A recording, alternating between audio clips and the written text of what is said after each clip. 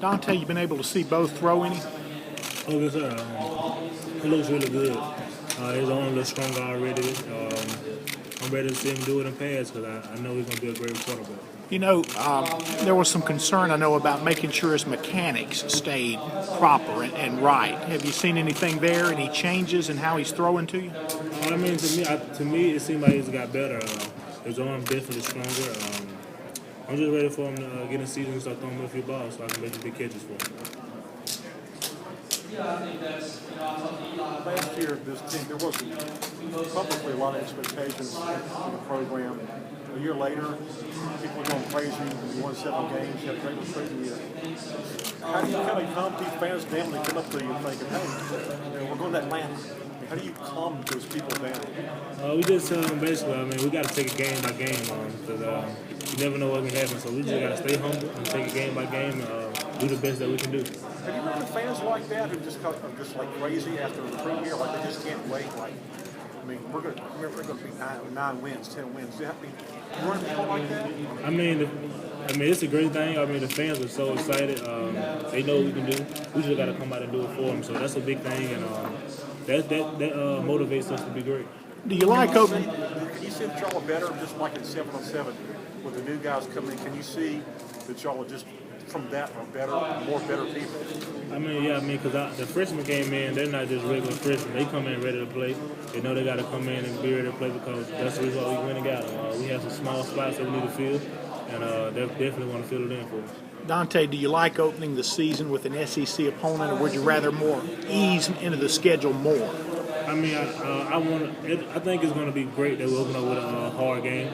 We're going to come out and we're going to fight. We're going to go with a Vandy and give them everything we got for the full 4 quarters. Is that game even more important because it's a conference game and it comes before so many road games? That's very, very important because that's the SEC game. It's at Vandy. That's opening up college football. So that's going to be a great thing. And it's on a Thursday night, so everybody will be watching. Did it kind of stick with you guys how the Vanderbilt game ended last year with that spot? Oh, yeah, man. It was crazy.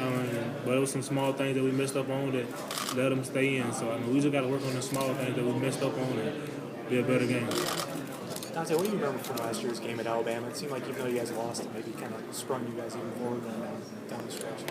Alabama defense is awesome. They're a very great team. Their fans are very great. We just made some mistakes that we should have made. Some mistakes that we know that we don't make. So we just gotta stay focused and keep the offense going. How do you beat Alabama? Oh man, it's kind of hard, but at the same time, you gotta come out and you gotta fight them just like they coming to fight you. So you gotta lock the gate and give them everything you got and put up a hard fight and make the best team win. So do you think you guys were the first team to get a lead on Alabama at that time of the year? I remember you guys had them on their heels a little bit, I guess, in the first quarter.